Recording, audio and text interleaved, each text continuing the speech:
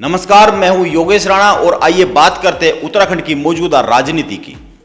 हरीश रावत ने खुद का एक नया नाम रखा है। उन्होंने गन्ना मैन खुद को बताया है। यह नाम उन्होंने खुद को क्यों दिया है, इसके पीछे उन्होंने क्या तर्क दिया है और खुद को चौधरी चरण सिंह की गद्दी का हकदार क्यों बताया है। उनका यह नया नाम इस तरह के कई सवालों और जिज्ञासाओं को जन्म देता है, इसीलिए आज इसी पर बात करते हैं और बात यह भी करेंगे कि जो वो कह रहे हैं खुद के बारे में, क्या वो उसके हकदार भी है। हरीश रावत ने सोशल मीडिया पर एक पोस्ट लिखी है जिसकी शुरुआत उन्होंने आई एम द गन्ना मैन लिखकर की है। आइए मैं उनकी पोस्ट का कुछ हिस्सा पढ़ देता हूं। उन्होंने लिखा है, आई एम द गन्ना मैन, शायद आपको मेरा नाम पसंद नहीं आया, उनको भी नहीं आया था जिनके लिए मैं गन्ना मैन बना। संयोग था सन 2009 में मैं हरिद्वार से लोकसभा का चुनाव जीता। दोस्तों ने मुझे निपटाने के लिए हरिद्वार भेजा था, मगर हरिद्वार ने सांसद बना दिया। जीत के बाद सोचता था ऐसा क्या करूं जिससे मैं हरिद्वार का दिल जीत लूं। एक दिन यकायक अनुभूति हुई कि स्वर्गीय चरण सिंह जी की मृत्यु के बाद गन्ना पुरुष का पद खाली है। मैंने सोच विचार कर गन्ना मैन बनने का निश्चय कर डाला। हरिद्वार आते आते खूब गौर से मैं गन्ने के खेतों में करना ढोने वाली ट्रॉली, पिराई करने वाली चरखी, गुड़ के ढेरों, चीनी मिलों को देखने लगा।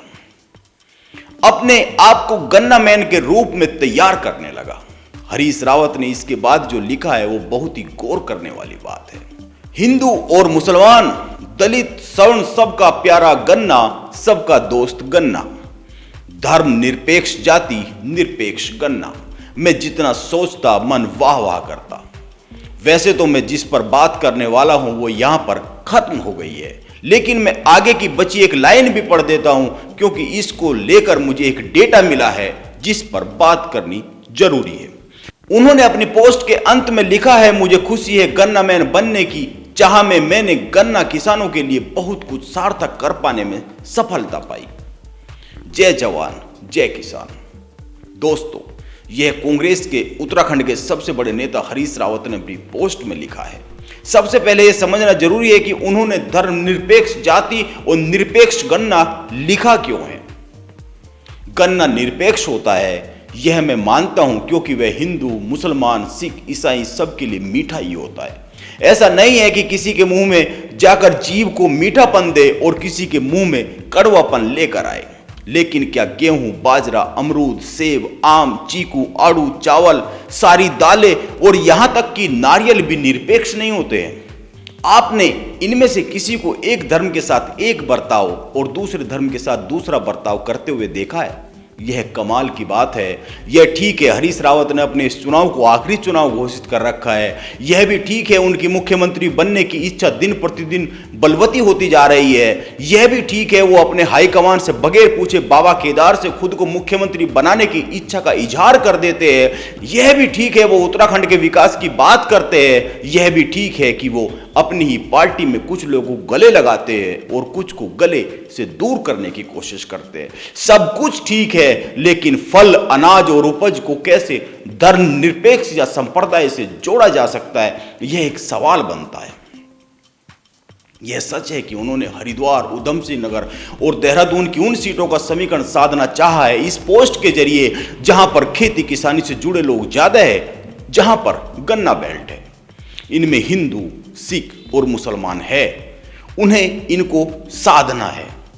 एक जमाने में काशीपुर को मिनी छपरौली कहा जाता था। छपरौली किसान नेता चौधरी चरण सिंह की कर्मभूमि रही है।